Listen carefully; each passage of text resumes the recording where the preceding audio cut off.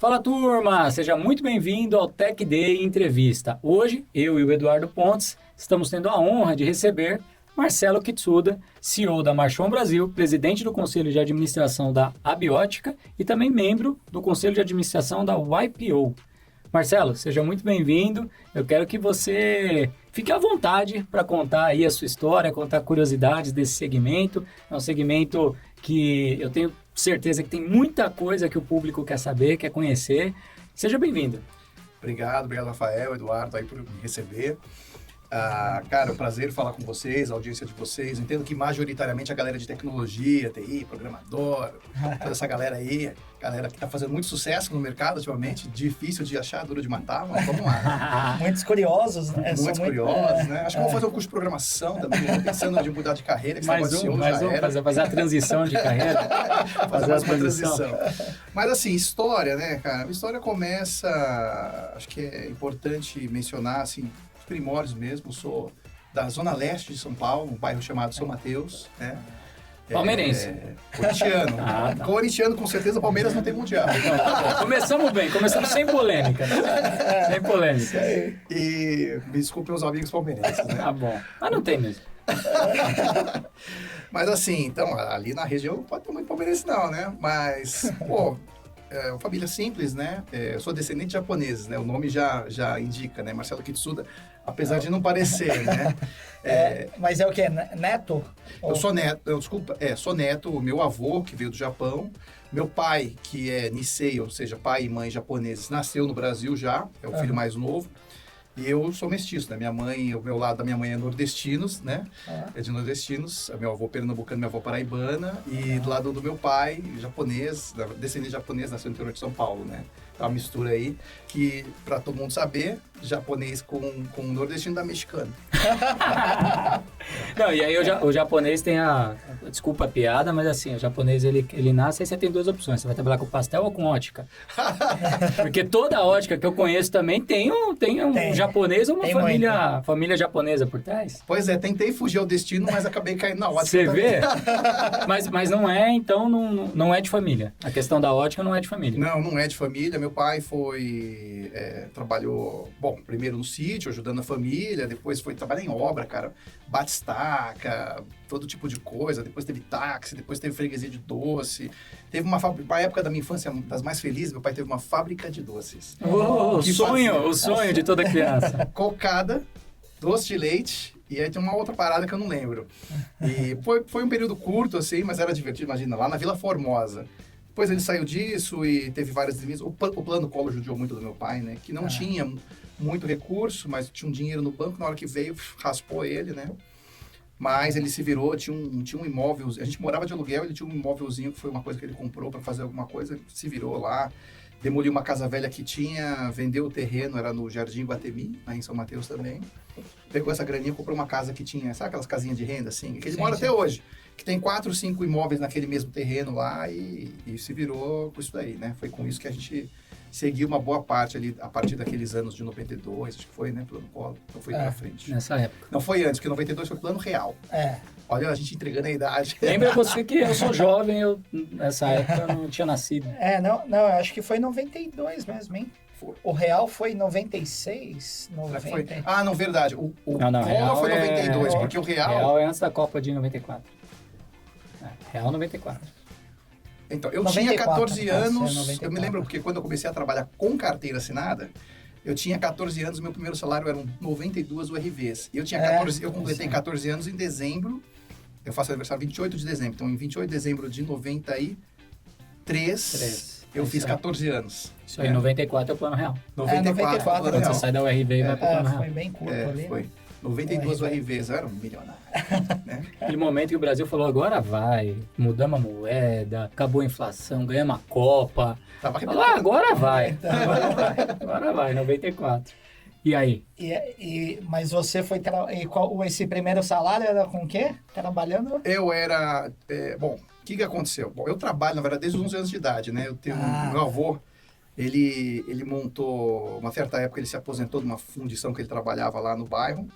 E aí ele pegou e decidiu empreender. Ele se meteu numa barraquinha para vender café da manhã e depois espetinho para os trabalhadores da obra do Shopping Aricanduva, né?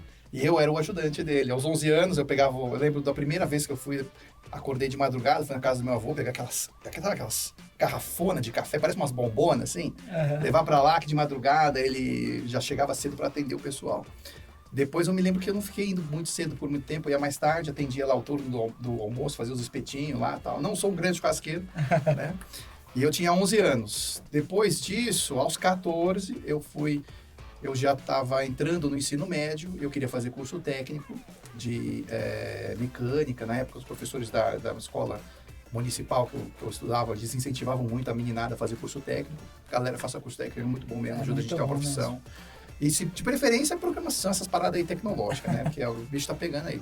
Essa área é boa. A área é boa. E aí eu lembro que a minha mãe virou para mim essa escola. Eu passei numa escola, eu passei em 2 escolas. Eu passei numa escola que chamava... Mas peraí, antes de você falar dessa parte da escola, deixa eu contextualizar para quem tá ouvindo, porque eu fiz a introdução e eu acho que eu não expliquei direito. Tá. Você hoje é CEO, diretor executivo da Marchon. Isso. A Marchon, onde é a sede da Marchon? A Marchon tem sede em Barueri. A matriz? A matriz é em Nova York, sim. Você está falando de uma empresa americana. É uma multinacional americana. CEO Brasil de uma empresa americana. Isso mesmo. Com sede em Nova York. Isso. Que ela tem hoje no portfólio algumas marcas que talvez as pessoas conheçam. Dá alguns exemplos aí. Salvatore Ferragamo e Lanvin do portfólio de luxo, Lacoste, Nike, Calvin Klein Jeans, Converse, todos os produtos aí de óculos, da área de óculos dessas marcas, todos Marchon. Exato. A Marchon, ela licencia com essas grandes marcas, desenha, fabrica e distribui no mundo inteiro. Desenha também? Desenha, o design é nosso. A gente pega o guideline, né? As instruções da marca. A marca fala assim, olha, nessa coleção primavera, verão, vou usar a estampa de oncinha, né? Para falar de uma forma simples. Sim. A gente traduz isso em elementos de design nas peças dos óculos, que é um desafio, porque o óculos é uma peça relativamente pequena, tem muito espaço para você fazer muita coisa. Então deixa eu voltar agora no colégio. Então você é CEO de uma empresa multinacional, uma das maiores do segmento de ótica, presidente do Conselho de Administração da Abiótica. O que é a Abiótica? A Abiótica é a Associação Brasileira da Indústria Ótica, né? Ela congrega mais de 90%, quase 100%, todas as marcas que são comercializados no Brasil de lentes, armações, óculos de sol e acessórios. Essas empresas são membros da Abiótica. E lá a gente se reúne justamente para discutir matérias que são importantes para o setor. Né? Então a gente acompanha projetos de lei em Brasília, conversa com o deputado, combate a pirataria e trabalha na capacitação do setor. Legal. Então, CEO de uma multinacional, presidente da Associação Brasileira, com certeza o colégio foi particular. De jeito nenhum.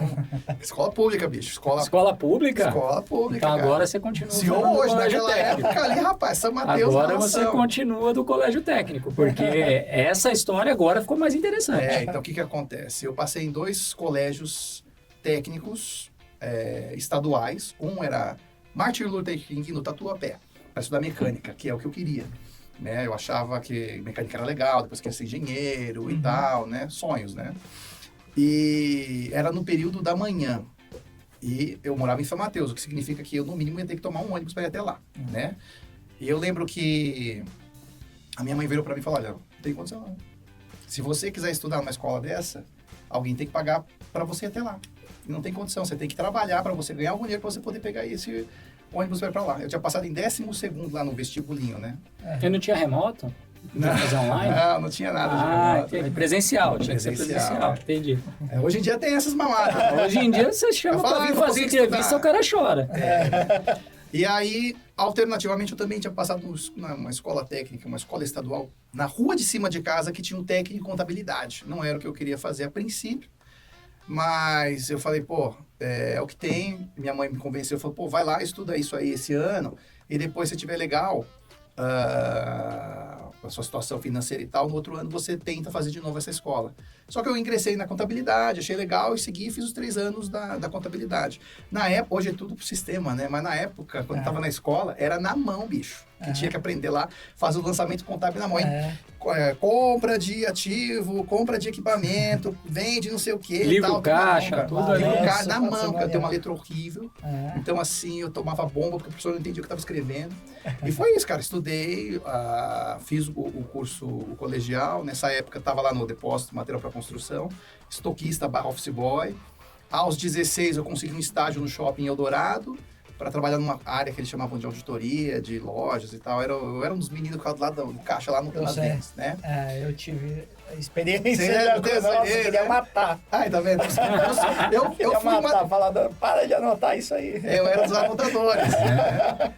Aí, depois disso, eu consegui... Eu juntei ali, sei lá, na época, R$1.500 ou alguma coisa assim, dinheiro para pagar uns 4, 5 meses de mensalidade de faculdade, né? Eu não tinha esperança nenhuma de passar numa pública, né? Eu fiz escola técnica em contabilidade. A vantagem é que você é com a profissão, mas a desvantagem é que você não tem a carga horária de algumas disciplinas que são importantes. A A química, preparação, né? matemática, não sei o quê. Eu sabia Prejudica no vestibular. prejudica no vestibular. Muito embora não sei se ia prejudicar de verdade, eu não tentei, mas não tinha confiança que teria.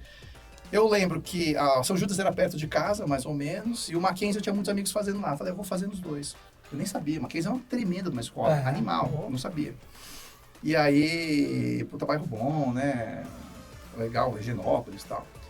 Aí eu fiz os dois vestibulares, na São Judas passei de primeira, no Mackenzie eu fiquei na 5ª lista. Na verdade eu fiquei lá no fundão da lista ali e tal. E um anjo da guarda que tava naquele dia me ajudou, cara. Porque eu olhei a lista e falei, já era, né? Eu tava em 100 e tralalá, 150, 120. Eram 90 vagas, tô longe, já era. Aí o cara colou do meu lado assim. Ele, cara, passamos. Eu, você tá maluco? São 90 vagas, são 120. Cara, passamos, sabe por quê? Porque ainda não saiu o vestibular, o resultado do vestibular da USP, de não sei aonde, não sei aonde. Uma galera que tá aqui também tentou lá. A gente vai subir. Dito e feito. Na 5ª lista, quando a gente tava pronto pra desistir, eu falei, não, então você tinha que ir lá fisicamente, tem esse negócio de imagem na internet. Tinha que ir lá e passar o dedinho e ficar Pra ver se você teu tava nome. na lista. Você tá lá 120, Atualizado, 115, 110, 98, 89, aguentei. Caramba. Foi 89 mesmo? Eu lembro que foi assim, na Próximo, rabeira. Foi na próximo. rabeira, eu não lembro qual, foi na rabeira. Falei, putz, o cara foi um anjo da guarda, né, meu? Porque eu ia desistir. E aí eu lembro da minha mãe falou pra mim, pô, você não acha melhor você não investir nisso, né? Você vai ter uma desilusão aí, cara. Vai estudar 1 ano, 6 meses, que é o dinheiro que você tem, depois acabou. Por que você não faz um curso, alguma coisa que você não vai ter condição de pagar isso aí? Falei, não, relaxa que eu vou conseguir um trabalho, vou pagar, não sei o que e tal. E aí eu lembro que eu consegui... Primeiro eu consegui mais 1 ano lá no meu estágiozinho. Falei, eu tô estudando de novo, me dá mais 1 ano de estagiário aí, né? Lá no shopping. E na época, eles fizeram uma parceria com a Polícia Federal. Lembra aqueles postos da Polícia Federal? Lembro. O Lá shopping- tinha, né? Lá tinha. Dourado. Eu trabalhava lá. Ah. O shopping emprestava mão de obra. Você acha que aqueles caras, aqueles moleques é Polícia Federal? Estagiário do shopping, né? Aí falei, beleza. Mas eu falei pra minha mãe, vou conseguir um trabalho, vou dar um jeito aqui e tal. O dinheiro que eu ganhava dava certinho pra mensalidade ou faltava um pouquinho. Aí eu falei pra ela, o dinheiro que eu tenho aí dá pra 3, 4, 5 meses. E essa escola aí, pelo que eu percebi, eu fui lá assim, acho que essa escola é de rico.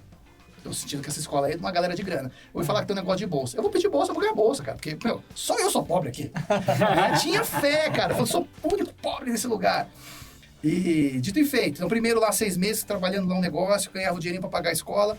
E aí, putz, mas você tem xérico, você tem cachorro quente, que você fala, eu como muito, velho. Eu como até hoje, acho que eu passei fome. Aí o que acontece? Eu fui lá e fazia o quê? Vendi o passe do trabalho pra comprar o passe do estudante, que era metade, usava a diferença pra comprar meu hot dog e tirar xerox. Isso aí, né? Até que no 6º mês, né, porque ela é semestral, eu fui pedir a bolsa.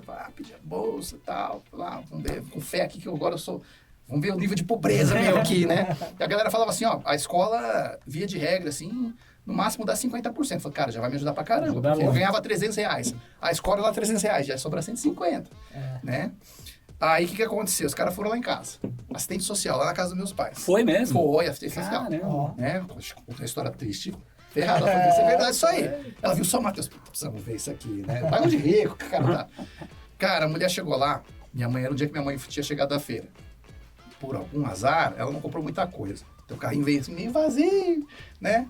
A gente não passava fome, não. Mas naquele dia a feira foi pobre. Pra ajudar, o carrinho quebrou a roda. Então ela chegou arrastando o carrinho com meia roda. Caramba, foi tudo combinado. Fez o storytelling perfeito. A mulher, minha mãe falou, pode entrar, a senhora, tal. Ela começou a perguntar, meu pai sai, meu pai já tem bem mais idade, né? Naquela época, meu pai já devia ter 60 e tantos anos, né? Hoje ele tem 82, né? Caramba. Ou mais ou menos. Aí ele sai do fundo e tá usando aquela camisa do Maluf de 20 anos atrás, né? Bem, meu pai, sabe, é relaxado, assim, né? Claro. E ele passa, dá um oi pra mulher, a mulher olha assim pro meu pai e tal. Aí minha mãe, senta aí, tá? A mulher tá com aquela blusa com as costas de fora, e ela vai sentar no sofá. Lembra aquele sofá de, tipo... Eu lembro, uma napa, assim. Uma napa, e ele rasgava assim, e aí a mulher todo sentou... baixo. Deu aquela agonia. Aí deu aquele highlight que o sofá tava rasgado. Resumo da ópera, chega o resultado da bolsa. Você acha que eu tive bolsa?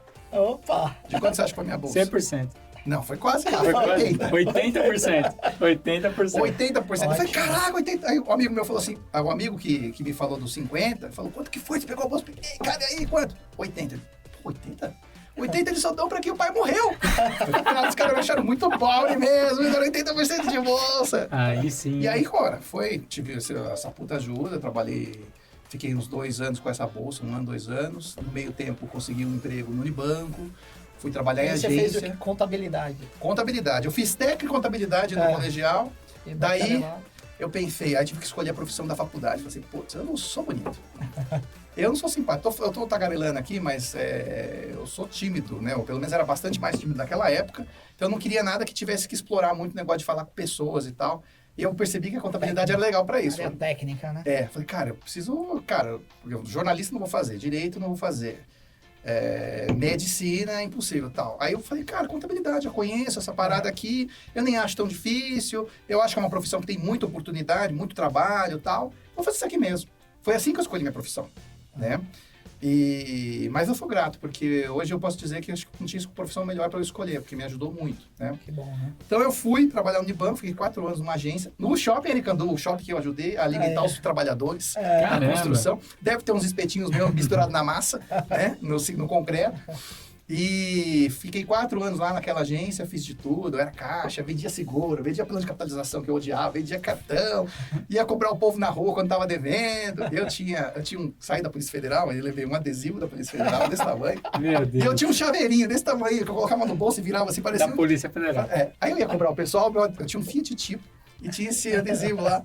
A galera, como teve um cara que saiu correndo. Isso porque nessa época ainda não tinha o lance do japonês do federal, né? Cara, eu fui E cobrar agora? a gente na cidade de Tiradentes, nos bairros lá, no Sapopemba e tal, cara. Porque, cara, putz, foi punk. Mas foi legal, uma galera maravilhosa. E quando eu já tava lá pelo penúltimo ano da faculdade, eu fui e me inscrevi no programa de trainees da Deloitte. A Deloitte, pra galera, não sei se conhece, é uma das maiores empresas, é a maior empresa de prestação de serviço do mundo. Né? Então, são consultores, auditores, pessoal que implementa muitos sistemas também e tal. E é assim, gigante, empresa gigantesca. Eu tava com pouca fé, falei, pô, tu não fala inglês, né, tal. Cara, mas, isso é o problema deles. Discutir se eu posso ou não posso entrar, eu quero ir. Me inscrevi em todas as grandes, as Big Four, que chamavam na época, ou Big Five, não lembro agora. KPMG, Ernst, Deloitte, Price. 3 delas me chamaram. A Price, acho que a KPMG na época e a Deloitte. E eu fiz o processo da Deloitte e passei. Agora, um detalhe, uma coisa interessante desse processo da Deloitte. Uma das etapas foi uma dinâmica de grupo. E eu fui bem na dinâmica de grupo, tal. Você tinha que convencer os colegas, umas atividades, tal. No fim da dinâmica de grupo, a psicóloga, recrutadora me chamou de canto e falou assim, cara, você não tá no lugar certo. Tem um outro processo que você tem que participar. O que é esse processo? É uma empresa uma cervejaria que está recrutando gente para o marketing. Você tem que ir para o marketing. Você tá maluco? Eu tô falando vocês contados. Você negócio de marketing para Playboy, não sei o quê. Eu queria para a Deloitte porque eu queria consolidar aquilo que eu estava aprendendo na faculdade na prática, numa empresa que tinha uma tremenda robustez, né? Sim. Que ia dar essa experiência, né? Depois você pede e depois você descobre que você trabalha pra caramba, né? Quem quis experiência trabalha muito. Então fui para Deloitte, trabalhei lá por quase uma década na área de auditoria externa. Meus clientes eram especialmente, a gente chama de manufaturas, empresa que tem fábrica, processo, fabril, tal, gigante, cheio de graxa, era um barato. Um trabalho de campo. Trabalho de campo, né? Agora, desculpa te interromper, mas assim, o que eu acho legal, né, é que a nossa vida vai direcionando né? E arrebenta com planejamento, né? Então você foi para uma área de contabilidade que, assim, não era a sua pretensão, não era o que você almejava tal, e caminhou para lá. E aí a sua experiência profissional, você falou que tinha muita timidez e tal, e aí com atividades que você executou que você não gostava, mas foi um puto exercício ali, né, de cobrar, de não sei o que é contato com pessoas o tempo inteiro, aí te fez passar nas dinâmicas, Vai né? Porque senão você não ia isso. passar nunca. Exato, você tem toda a Se razão. você é super tímido, você vai mal em dinâmica, né? Se você não exercita e tal, Tem né? que ter habilidade de comunicação, Então, né? isso é muito bom, assim, né? Todo conhecimento Por onde você vai passa, tem algum agregando em algum aprendizado, cara. É momento, isso aí. né? É, e Se tem você tiver aberto, né, para aprender, porque se não tiver também, E tem um você ponto não, que... não evolui, né? Tem um ponto que é importante, né? Que o Marcelo colocou, que a primeira experiência que ele teve ali, né? Relevante, né? No Unibanco, foram mais de 4 anos. Isso. A segunda, 8 anos. Quase 10, né? Quase né? 10. Pelo- É, quase 10. Quase É. 10 anos. Ou seja, não é ficar pulando de galho em galho. Não, tem que dar tempo ao tempo, Né? né? Crescer o Como conhecimento. você chega num desenvolver, cargo né? de CEO. Né? A gente está no meio dessa história, mas você vê que lá no início já tinha estabilidade. Não é aquele profissional que vem, fica 3 meses, não é o que eu quero, aí vai mais 3 meses, ou daqui 6 meses já não sabe se é o que quer da vida. Não, eu entrei aqui, eu vou pagar o preço de estar aqui, que é o que você falou. Eu quero estar numa das maiores para ter experiência. Ué, como é que você tem experiência de quase uma década? Ficando quase uma década. E lá... E foi facinho, só flores, Não, cara. né? Pô, o pessoal sempre te tratando super bem, pouco trabalho. Cara, a gente trabalhava Ia 2 lá, vezes por semana no escritório. quase... hoje a coisa tá diferente, pelo que eu ouço dos meus colegas, bem mais brando, né? Até porque a geração atual pede Exige um pouco mais de isso. equilíbrio, exige isso. Do contrário, a empresa, a firma, como a gente chama lá, teria dificuldades. Mas na minha época, tipo, primeiro, bullying era normal, tradição, sacanear liberado. o treininho. Era a parte boa, né? era O bullying, liberado. sofrer bullying era a parte boa. Mandar o do treininho, dia. tirar cópia do carbono no 13º andar do edifício que não tem 13º andar, era praxe. Pode rindo, porque já passou por isso, eu já penso com alguém. Lógico. E Procurar a máquina o paninho de enxugar gelo. aí tomar tapa na orelha e tal. E trabalhar 16 horas por dia, todos os dias. Trabalhar sábado e domingo também, se precisasse. E, cara, eu não tinha carro quando eu entrei. Eu tinha... Quando tava no banco ainda, eu tinha, sei lá... Acho que eu tinha um Corsinha velho. O que era? Alguma coisa assim. Porque aquele tipo lá eu vendi... E depois eu fiquei com um carrinho mais velho. Aí no meio do caminho, quando eu entrei pra Deloitte... Como trainee, eu ganhava um pouquinho menos do que eu ganhava no banco. E eu tive que tomar a decisão de vender Teve o que dar carro. um passinho pra trás Dar um passinho pra poder pra dar um pra trás. frente. Exatamente. E aí, o que acontece? Eu ia de ônibus, cara, lá de São Mateus, e tinha uma época, eu dava muito documentação em papel, tinha umas malas, cara, gigantes.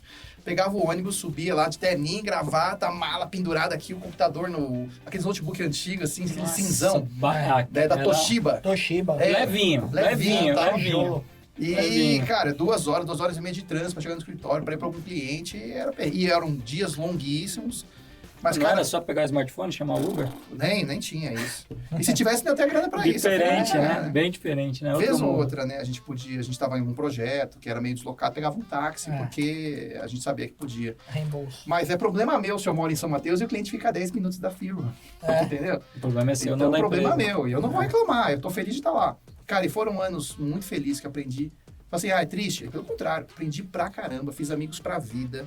Foi a maior escola que eu tive. Cara, eu tive a oportunidade de entrar em grandes empresas e entender através da contabilidade como é que elas funcionam na raiz, cara. A contabilidade é a linguagem dos negócios. Eu conseguia ler, sim, sabe que nem galera de programação, aquela imagem do Matrix, meus códigozinhos. Na contabilidade, tá vendo o códigozinho por trás, do que tá fazendo dinheiro. Como é que faz perdendo. dinheiro, né? Como é que se faz dinheiro, né? E os processos, e como controla, e como evita a fraude, quando tem fraude, porque deu merda, não sei o quê. Então foi uma escola incrível, e a cada ano a gente era avaliado, ou tinha uma promoção, ou você era mandado embora. Né? A gente brincava que renovava o contrato. Então foi trainee, assistente, ou a gente chamava de assistente 1, assistente 2, assistente 3, auditor sênior, que já é um encarregado de campo, né? Fui sênior 1, sênior 3, então já foi o que a gente tinha lá, o que a gente chamava de promoção dupla. Então você entregava um bom resultado, os caras te davam uma promoção para a segunda categoria. E também porque estava faltando gente. Mas aí tem um segredo também, né? Que aí outra coisa que eu tive que ir aprendendo, você tem que saber se vender. Nossa. Né? Porque assim, tinha processo de avaliação toda vez.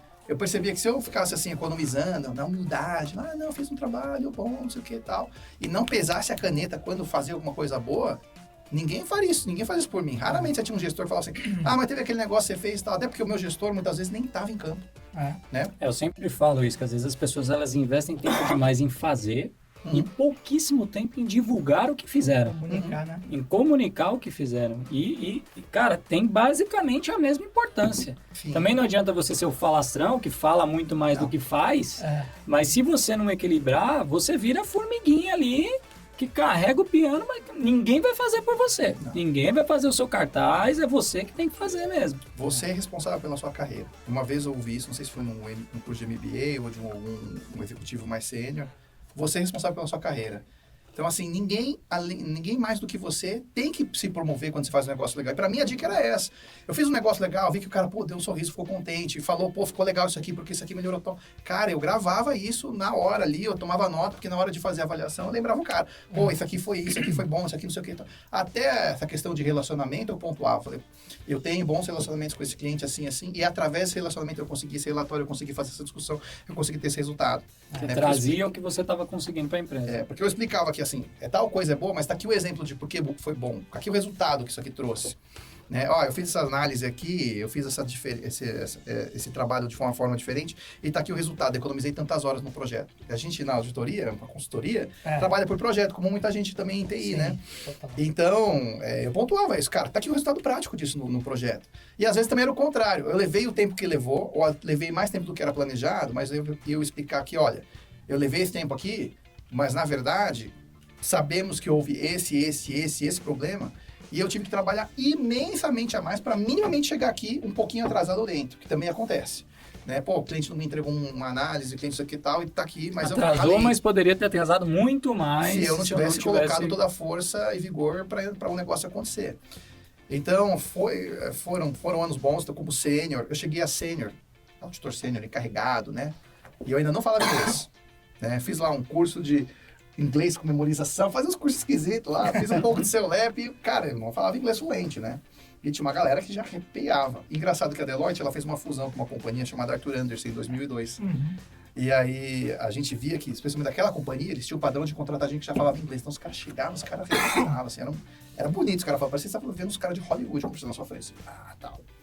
Aí eu falei, cara, plano A, vou estudar inglês, cara. Como é que eu vou fazer isso? Preciso de meses, porque assim... para eu ser promovido a gerente, que era o meu grande objetivo, né, ser o gerente da consultoria, tal, da auditoria, eu tinha que ter um nível de inglês que eu não tinha ainda. Procurei, pesquisei, tinha uns colegas que falaram que o melhor jeito é faz um intercâmbio, fica 2-3 meses lá fora, focado que você vai falar inglês. Fiz uns estudos, tal, procurei, achei lá o Canadá, na época gastei, sei lá, 20, 30 mil reais, uma coisa assim, preço de um carro popular e fui.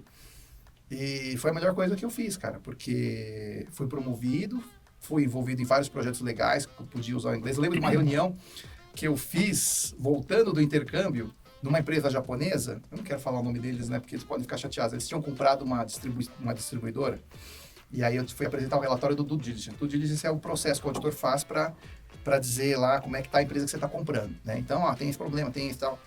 Tinham 10 japoneses na sala. E eu não falo japonês, né? Eu falo mexicano. Né? Tinham 10 japoneses na sala e eu tinha que explicar o relatório de, sei lá, 100 e tantas páginas que estavam em inglês, cara. Putz, saí feliz de lá, cara. Voltei do intercâmbio. Realização. Tá aqui e tal. E eu falo, inglês é importante pra caramba, cara. É importante, primeiro, nossa técnica. Então, fiz a faculdade e tal, só que a galera faz e tal. Mas inglês é importante pra caramba também.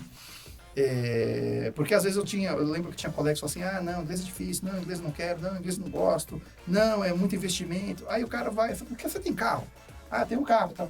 Cara, vende essa merda desse carro, vou fazer inglês, depois você vai comprar um carro bem mais legal. Não, eu vou fazer MBA. Cara, você não fala inglês ainda, vai falar inglês, cara. Depende da área, Eu né? sempre falo isso em tecnologia, quando me perguntam assim, qual a primeira linguagem que eu deveria aprender? Eu falo inglês. É a primeira, antes de qualquer outra coisa. Cara, o acesso que você tem, informação, conhecimento, o mundo que se abre depois disso. É na fonte, animal. você vai ver tudo na fonte. Todas as notícias importantes chegam no Brasil com um dia de atraso. Hoje, no mundo da internet. Aí, tá vendo? Chegam com um dia de atraso, porque você pega todos os sites de tecnologia do Brasil, o que é que eles fazem? Eles traduzem os americanos. E isso tem um dia de delay. Você Fora entendeu? quando não há ruído na tradução. Agora, quando você fala... Exato. Quando a E tradução aí, quando também não você é fala... fiel. Eu tô falando... Profunda, né? Não, e eu tô falando de notícia. Notícia. Quando você fala de Técnico documentação técnica, aí são meses, quando não anos, quando tem coisa que nem sequer chega. Tem coisa que nem sequer chega. Se você não tiver o inglês, você não tem acesso, não tem jeito. Você quer saber o que está acontecendo de verdade, você tem que ter o inglês. Mas, depois de toda essa trajetória aí, como auditor, como a ótica entra na sua vida?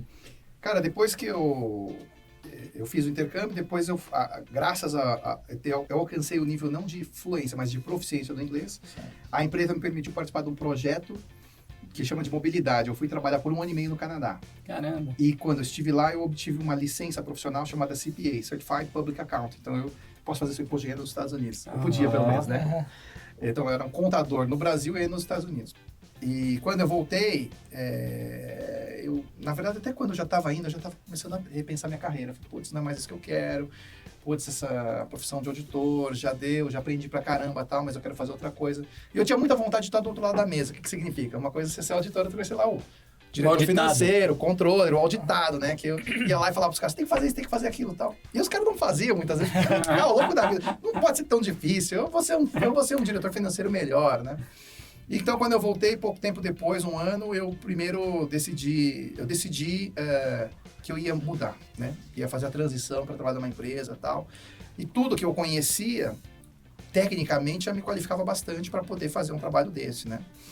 Então, fui, busquei e cometi um erro, cara. Crasso, tremendo. Quando tomei essa decisão de mudar, eu tinha focado que eu queria ser controller ou diretor financeiro, mas apareceram uns caras de um fundo de investimento, num projeto de uma startup, de maior empresa de exploração de petróleo terrestre do Brasil e tal, e temos um lugar para você, queremos você, mas é para fazer o quê? Falar, não, para ser auditor interno. Falei, cara, tudo cheio de auditoria, eu não quero mais fazer isso, não quero ficar canetando mais ninguém, eu quero trabalhar do outro lado da mesa. Não, mas olha só, o cara virou para mim, olha, a gente vai abrir o capital e tal. O problema é que eu tinha experiência com abertura de capital. Eu tinha participado de alguns projetos com alguns clientes que abriram o capital. Então, eles ficaram de olho nisso. Queriam alguém já dentro de casa para poder... Falei, ó, o cara do banco de investimento fez a conta para mim, falou, fundo de private equity, ó. Cara, quando a gente abrir o capital, tô estimando aqui que você vai pegar mais ou menos 1% do valor que vai ser aberto capital. O valor que vai ser aberto capital vai ser tantos bi, aí tantos por cento que vai distribuir é 1 bi, 1% para você, sei lá, $1 milhão. Cara, $1 milhão? Cara, que isso? Aí deu aquela... Dá uma balançada. Eu não tinha nem 100 mil reais no banco, nem 10 mil reais no banco, o cara falou $1 milhão, cara. O salário era bom, ia aumentar 50%, mas $1 milhão foi assim cativante. Falei, cara, vamos. É um bom argumento, é um argumento forte. Mas aí eu aprendi que você não toma decisão sobre o que você vai fazer da vida baseado em grana. Primeiro que aquela grana nunca veio, os caras nunca abriram capital. Não é em grana, né? É em promessa. Mas assim, que é importante você fazer, porque você vai passar o dia inteiro fazendo aquilo. Você tem que fazer alguma coisa que você curte, entendeu? Que você quer. Lógico que não tem dia de 100% que você vai estar feliz. Tem perrengue até fazendo o que você gosta. Mas, foram 11 meses de sofrimento. Até que um dia eu decidi sair, né? E sair eu fui saído, eu nem lembro, cara. Acho que eles queriam me mudar para Minas, eu falei, eu vou. Aí eles não queriam pagar as despesas da mudança. Eu falei, então eu não vou. Mas se você não vai, então você não vai ficar aqui. Eu falei, beleza, me manda embora, né? A época o mercado tava muito aquecido, aí galera, tá vendo? Não é só vocês não que você fica arrasando aí. TI tá arrasando, muita vaga. Também tem muita vaga para contador, tá financeiro. Aí eu só falei para 5 pessoas que eu tava saindo. E assim, eu comprei uma viagem de férias. E antes de eu viajar, já tinha uma meia dúzia de empresas e headhunters querendo falar comigo porque precisavam de profissional de finanças. Eu falei, beleza, né? Eu falei com várias empresas, uma delas, de novo, uma investida de um fundo que vai abrir capital, uma empresa de adesivos ou sei lá o quê. E eu falei com uma empresinha simpática aqui de Barueri, que era uma empresa de óculos. Conversei com o CEO na época, um italiano, muito simpático. Gostei muito dele, muito sério. Conversei com um diretor financeiro dos Estados Unidos, que me fez uma pergunta que me deixou muito reflexivo na entrevista. A última pergunta que ele fez, o que é a coisa mais importante para você? Eu nunca tinha refletido sobre essa pergunta, mas na lata eu respondi, família. Ele, legal, gostei da sua resposta. E eu fiquei refletindo, cara, eu nunca parei para pensar, porque eu tão focado em carreira, eu nunca parei para pensar quanto família era importante para mim. Depois de um tempo, os caras me chamaram. Fui convidado para trabalhar. Eu achei legal 2 vezes. Falei, pô, que legal que o cara gostou da minha resposta. Isso quer dizer que essa empresa também pensa como eu. E acha que isso é importante. Nossos valores estão alinhados. E comecei a trabalhar, e é engraçado, porque eu lembro que eu perguntei pro cara, quanto é que essa empresa fatura? Aí a gente tava conversando em inglês, o cara falou 15 million, né? E o cara já era proficiente em inglês, né? Eu entendi que era 50 milhões, e eram 15. Eu falei, cara, eu fui trabalhar em uma empresa minúscula, tinha cliente meu que putz, era 1000 vezes isso de tamanho. Mas sabe quando você entra num lugar e você se sente feliz, assim, que era um clima bom, que tinha uma pegada legal, tá? A empresa tava em franco crescimento.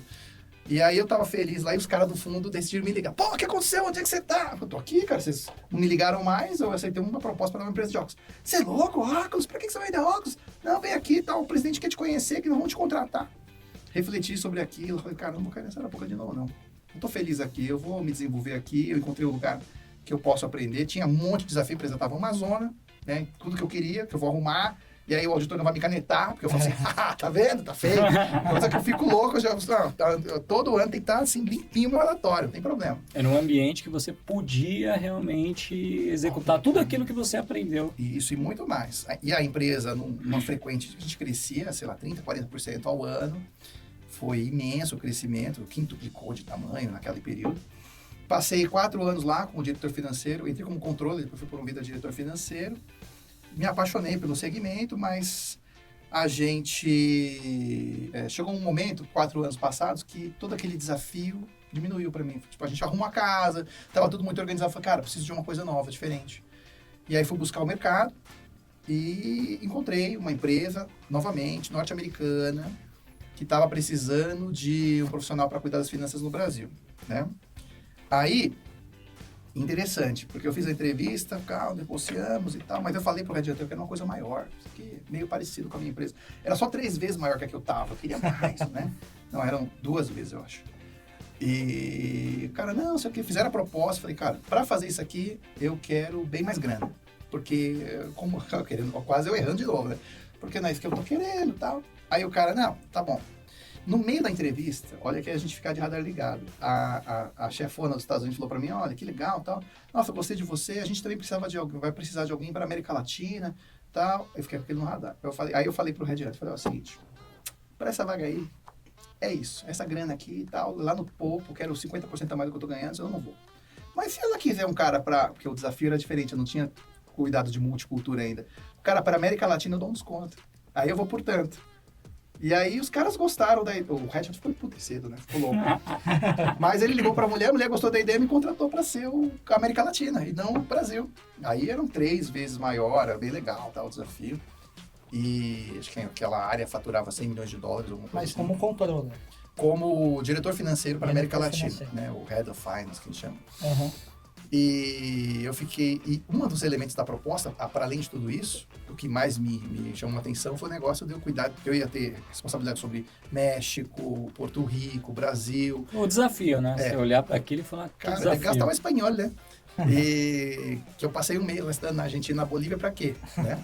Correndo atrás das galinhas na Bolívia, perto da escola do meu professor lá. E aí, o que acontece? Parte do desafio é o seguinte, os caras falaram pra mim, ó, e é o seguinte, a gente quer que essa posição, na verdade, more nos Estados Unidos. Mas a gente já contratou gente dos Estados Unidos para fazer isso, não deu certo. Então a gente decidiu fazer o contrário, contratar alguém da América Latina e levar para lá. Falei, tá bom. Aí ficamos lá 1 ano nesse processo e demorou. Onde você morou lá? Hã? Aonde? Eu não morei lá. Eu ia morar em Boston. Né? Tá. Fiquei 1 ano lá, passou o período de ter ido, atrasou. Mas quando eu tava batendo quase 2 anos na companhia, os caras conseguiram se ajeitar. Eu tava com os vistos da minha família, tudo em cima da mesa, prontinho, vendo casa, vendo escola e tal. Uhum. Era meio de 2018, vocês lembram de meio de 2018? Como é que a situação tava? Opa! Fora Dilma, sei que, eleição, Haddad versus Bolsonaro, o mundo vai acabar tal. Fora Dilma já tinha ido, né? Caramba, tal, o Brasil parecia que ia acabar. Aí a Marchon me liga. A Marchon é essa empresa de óculos para qual eu trabalho hoje em dia. O CEO tá saindo, meu amigo lá, o italiano, e foi trabalhar no concorrente, que é do outro lado da rua. Caramba! Eu olho pra ele, olha pra mim, eu fico olhando lá na janela. A gente vai almoçar junto até hoje, de vez em quando. E o cara tá saindo, você quer ficar no lugar dele? Pô, eu falei, não quero, eu lembro, os números aí é muito apertado, as finanças, é difícil de ganhar dinheiro, a concorrência é muito complicada, não quero não. Tô com visto para mudar com a minha família para os Estados Unidos e tal. Não, vai lá, vem conversar com o nosso vice-presidente para você ver se você não quer mesmo. Cara, eu não quero. Eu fui fazer a entrevista.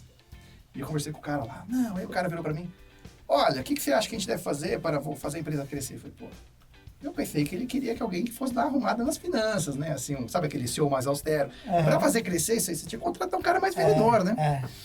Mas eu elaborei um plano ali na hora. Falei, não, a gente tem que focar mais nas marcas, falar sobre o valor das marcas, a história delas, o produto. Porque a gente tem produtos e marcas legais, pô, Nike, Lacoste, Calvin Klein. A gente tem que falar sobre valor agregado, ajudar o ótico a vender. E eu me apaixonei por aquele plano enquanto eu contava para ele. Eu saí da entrevista. Você começou a acreditar na sua história. Eu comecei a falar, cara, se eu fizer isso, eu vou conseguir. De verdade. Eu acreditei na minha história. Beleza.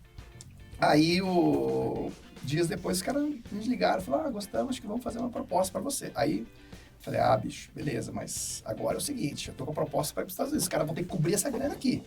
Joguei duro. Falei, cara, aí eu vou deixar com Deus. Porque se os caras cobrirem, é para eu ficar. Pô, os caras cobriram no centavo. Falei, gente... acho que eu vou ficar mesmo. Fiquei, cara. Então eu deixei uma posição de diretor financeiro para a América Latina, nessa empresa que era hiper rentável, hiper lucrativa. Equipamento para a indústria farmacêutica, os caras são bons, né? Só tem crânio, só PhD. Você encontrava os molequinhos no corredor, PhD. Eu me sentia uma topeira lá, né? Apesar que não, eu me senti orgulhoso, na verdade. Porque eu conversava com os PhD e falava, não tô passando vergonha, olha só. Dá pra falar. Eu não sou tão estúpido, eu não entendo eles me entendem. Mas no petróleo também era assim, também tinha uns gênios lá, uns Mr. Oil lá. Mr. Oil não deu muito certo lá pro Esse não deu muito certo. Então, mas os Mr. Oil da outra empresa também não deu, porque até hoje não abriu capital, né? Esse não deu muito certo. E aí, falei, beleza. Fiquei, assumi o desafio. Foi uma empresa que cresceu muito no passado, mas estava há uns 2 anos já meio estagnada, problemas de rentabilidade e tudo. Você via que a moral da equipe também estava numa situação assim, abalada, né? O pessoal estava bem triste e assumimos o desafio de revigorar a empresa, de fazer ela voltar a crescer, de fazer ela ter relevância. E, cara, tem sido, né, porque ainda estou lá, os melhores anos da minha vida, assim. Isso foi em 2018? 2018. Então, pegamos aí umas pandemias no meio para divertir o negócio, né? E como foi? Qual foi o impacto disso? A pandemia foi terrível, né? Porque do dia para a noite a gente fechou a empresa, né? Os nossos clientes fecharam as portas, né? Mas... E aí o cara vira CEO, do dia para a noite, e alguém fala assim, não, vamos pôr um desafio aí, vamos colocar um negócio... E você sabe que eu estava tão empolgado, né? Porque 18, nos 3 últimos meses do ano, quando eu entrei em 15 de outubro, dia dos professores, né? Até fiz uma menção pro meu ex-chefe, agora meu concorrente, um professor meu, né? O Luca, da Lazano, obrigado por ter me trazido. Você entrou em outubro de 18? Outubro de 18. 3 primeiros meses... 6 meses depois, menos de 6 meses? Não, foi em 20. Foi em 20. É. Aí o que acontece? Os primeiros 3 meses, foi, cara, eu não vou assumir que eu sei as coisas, porque eu sei o que é a vida do escritório. 3 meses passei rodando o Brasil inteiro, falando com o cliente, querendo entender. Cara, por que você compra de mim? Por que você não compra? O que é legal? O que não é legal? O que não sei o que e tal? Na época tinha uma reclamação imensa da nossa equipe interna de preço. Sabe quantos clientes reclamaram de preço? Nenhum. Rosca, nenhum, zero. Olha. Eles reclamaram de muitas coisas, mas ninguém reclamou de preço. E, inclusive, consegui, na verdade, perceber que aquela questão, aquela teoria de, ajudar o cara a vender valor, explicar melhor, eles tinham necessidade disso. Em 19, a gente contratou um dos melhores treinadores de programação neurolinguística e colocou na nossa comissão de vendas 80% do tempo dedicado à capacitação dos nossos representantes comerciais para se tornarem capacitadores dos nossos clientes. Para levar o conhecimento lá na ponta. Resultado, para não contar mais uma história interminável, a gente cresceu naquele ano 15%. Uma empresa que não sabia o que era crescimento há alguns anos. 19. E entramos 20 arrebentando. Tipo, janeiro, fevereiro tava assim, tipo, acima de 20 todo mês. 20, acho que janeiro fechou 20% acima de 19, de fevereiro 22% acima. Eu falei, cara, se vou crescer de 2 em 2 no final do ano, aí eu tô com 50% a mais. Aí veio a pandemia. E o que a gente fez, né? A gente, óbvio, tava acompanhando as notícias. E já 1 mês antes ou 2, a gente já sabia que isso ia chegar aqui de algum jeito. E começamos a estipular qual era a chave que ia virar. Em um momento determinado, a gente falou assim, cara, eu acho que é quando tiver o primeiro caso de transmissão comunitária. Que aí são brasileiros passando para brasileiros, não gringo, né? A gente vindo da gringa. E aí o bicho vai pegar, vão fechar tudo. Dito e feito. Fechou tudo e tal. Antes disso, a gente fez o quê? Uma reunião da diretoria, falando assim, ideia do nosso diretor comercial, para vamos conversar aí sobre o que vamos fazer. Aí a gente foi pensar no... Como que a gente vai se comportar nessa situação? As pessoas têm uma imagem da gente, né? A gente tem valores que a gente projeta. Sim. Agora é a hora de reforçar esses valores ou jogar tudo pelo ralo se a gente desesperar e tomar decisões equivocadas. Então, putz, o que as pessoas... Pensa em cada stakeholder aqui. Cada stakeholder é aquele, né? As pessoas que são importantes no nosso... Envolvidas, né? Ao redor do negócio, né? Então, clientes, funcionários, representantes comerciais, que são os nossos vendedores, mas são empresas, são indivíduos independentes. A nossa matriz. Putz, a gente pensou, cliente. Cara, eu no lugar dos clientes provavelmente não ia pagar mais ninguém, né? Então, o que eu como empresa posso fazer? Eu posso arrebentar os caras, mete pro Serasa, mete processo. Ou, dá um tempo, cara. Dá um tempo. Fala, cara, não, relaxa, tranquilo. Leva o seu tempo. Beleza, não precisa me pagar. Então, fiz uma conta. Quanto tempo eu vivo sem ninguém me pagar R$1, né? E não vou cobrar ninguém. Caramba. Né? E avisamos, não vou cobrar. E ainda avisamos, não vou cobrar, né? Então, fizemos pros clientes. Funcionários. Comunicação semanal, galera, tá tudo bem, tal, a gente tem dinheiro para ir até setembro, se não entrar R$1 aqui, não sei o que, tá. Fizemos uma conta, né? Essa hora é bolsa financeira. Quanto dinheiro eu tenho, isso aqui, tá. Representantes, galera, esse foi a medida mais interessante que a gente tomou. E é onde a gente estava mais preocupado. Porque o representante comercial, ele é um indivíduo independente que vive de comissão. Sim. Né? Quando não tem venda, não tem comissão. As óticas fechadas, o cara não pode nem sair de casa. Alguns deles até com situações que não deveriam se expor. A gente assumiu, cara, esses caras devem estar numa situação psicológica muito complicada. Vamos, no mínimo, garantir um pouco de tranquilidade para os caras. Fizemos a seguinte análise. A gente sabe que o cara gasta muito para estar na rua fazendo o trabalho dele e para ganhar o dinheirinho. Via de regra, como a gente gosta de números, estão sempre perguntando, então a gente guarda essas coisas. Sim. Metade do que o cara ganha em comissão, ele gastou para poder ganhar aquela comissão, né? Vamos fazer o seguinte, vamos fazer uma conta, ver quanto o cara tirou de comissão nos últimos 3 meses e vamos garantir um pagamento de metade dessa comissão para ele, adiantado, né? Não era presente, mas um adiantamento aqui que ele... Uma antecipação de comissão. Que ele vai recebendo ao longo desses meses que tiver fechado e quando o negócio voltar, a gente vai recebendo aos poucos deles. Já recebi tudo, tá? Recebi tudo, acho que em menos de um ano. Que legal. Né? Mas os caras ficaram gratos pra caramba. E foi uma das únicas empresas que fez. Quem fez depois também. Não deixou o cara na chuva. Exato. Não deixou o cara. Fora que ficamos em cima ali, a gente sabia que um problema era a grana, era a subsistência. Outro problema era a cabeça. Então a gente em cima lá com os caras, fazendo reunião e live, o diretor comercial discutindo planos e falando de futuro. Você sabe que tem um dispositivo na cabeça da gente, quando se fala de gestão de crise e processo de luto, que é parecido. Luto é quando você perde alguma coisa. A crise, realmente tem um sistema parecido.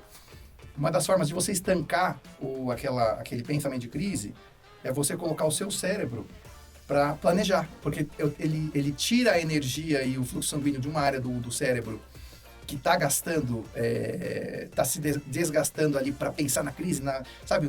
Que a gente fica desenhando aquele cenário pior, sim. E vai para cá, tá bom, então pera um pouquinho, dá um tempo em pensar em crise, deixa eu pensar agora, o que eu faço quando reabrir as óticas, quantas óticas eu vou visitar, quantas peças eu tenho que vender para o cliente, quantos clientes eu vou visitar, quem eu vou visitar primeiro. Aí o cara botou os caras para ficar pensando. Planejamento. Muito legal isso. E até com os clientes a gente agiu muito, fez muita live, putz, cara, aparecia o microfone, a gente tava lá, vamos, não sei o que e tal.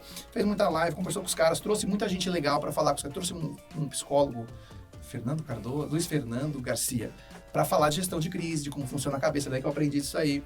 Trouxe uma pessoa para falar de óculos, de estilo, várias disciplinas, como vender de casa, como administrar CRM, não sei o que e tal, porque a ótica, via de regra, são negócios pequenos, né? Que não tem uma infraestrutura como uma multinacional de várias áreas e tal, né?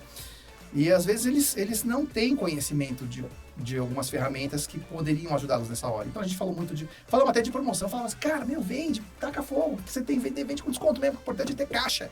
Caixa que é importante, né? E aí foi maravilhoso quando a gente saiu da pandemia. Primeiro, a Biótica fez um trabalho excepcional, então a gente descobriu que em alguns lugares do mundo o setor óptico foi decretado como essencial. E você já era presidente da Biótica? Já. Eu sou presidente do conselho da associação desde julho de 19. E aí, um pouquinho antes da pandemia. O problema, ele de certa forma, ele aumenta, né? Porque porque eu tinha que administrar você não tem que liderar só a sua, né? Você lidera o... Lá tinha o perrengue também, tinha que ver o caixa, tinha que ver um monte de coisa, o povo não vai pagar, não sei o quê. Sim. Tomamos medidas austeras lá e tal. Como conselheiro, na verdade, eu não mando fazer, mas eu recomendo, né? Falo, olha, acho que tem que fazer isso aqui, tem que fazer isso daqui e tal. Então, conseguimos fazer a associação sobreviver. e ser relevante. E a associação teve um papel importante porque quando a gente entendeu essa questão do essencial, a gente foi atrás de como que a gente poderia ajudar as óticas a decretar essencial. A gente entendeu que tinha um trabalho fazer município por município. A gente montou tipo um kit legal com peças jurídicas sobre como você ia lá e falar... Para a ótica entrar com o pedido. Então, 6 de Pra abril... poder abrir. Exato. Então, 6 de abril, acho que era, já tinha muita ótica aberta, já mais de 200 municípios abertos, e seguiu abrindo uma porrada, nos capitais quase todas, com poucas exceções. E até porque, cara, imagina um médico, policial, bombeiro, qualquer outro cara de serviço essencial, que usa óculos, que não é por estética, que é se o cara, tá operando lá, e se ele... A precisão do cara é imensa e tal, sem óculos. Não tem como, né? E então, baseado nisso, a gente conseguiu esse pleito e reabriu muitas óticas de rua, né? Porque o shopping ficou fechado ainda mais tempo. Ficou. E aí a gente foi voltando, a gente reabriu, acho que final de maio. A gente voltou, o pessoal voltou para o escritório, o pessoal do centro de distribuição, né? Voltou a trabalhar, despachar óculos, representantes voltaram a sair, tirar pedido e tal. E lá pelo mês de julho, cara, foi impressionante, a gente já tava arrebentando de vender, você não acredita o que vendia de óculos, cara. Demanda reprimida, etc. Só foi curto o processo, né? Acabou pra sendo gente foi curto, para o setor foi curto, né? Tem gente que ficou parado mais tempo. Foi mais de um ano. Olha só, cara. A gente foi mais de um ano. E aí, o que aconteceu? A gente começou a arrepiar em julho, a gente começou a crescer tipo 20, 30, 40, 20, 30, 40, 50% acima do mesmo mês antes da pandemia.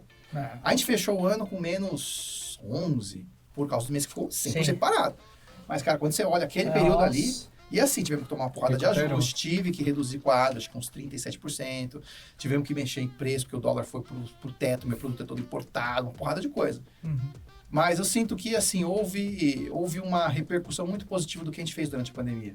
Da equipe de venda, dos funcionários, dos clientes. O pessoal foi grato mesmo, eles retribuíram. Se a gente pedisse, só foi lá e voltou a trabalhar, né? Então, foi punk, cara, mas deu pra dar uma ajeitada boa, assim. E hoje a gente ainda surfa muito bem os resultados, né? Porque a empresa tá mais organizada do que estava antes. Deixa eu te perguntar, Marcelo, dentro de todo esse movimento que aconteceu por causa da pandemia, vários setores se apoiaram em tecnologia, né? Vários setores se apoiaram em tecnologia.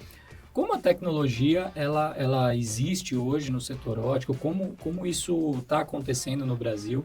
Tem um case que eu vi no mercado americano, que é o da Warby Parker, que é, pelo menos para quem é da área de tecnologia, é um case para ficar muito de olho, porque eles são basicamente 100% digitalizados, né?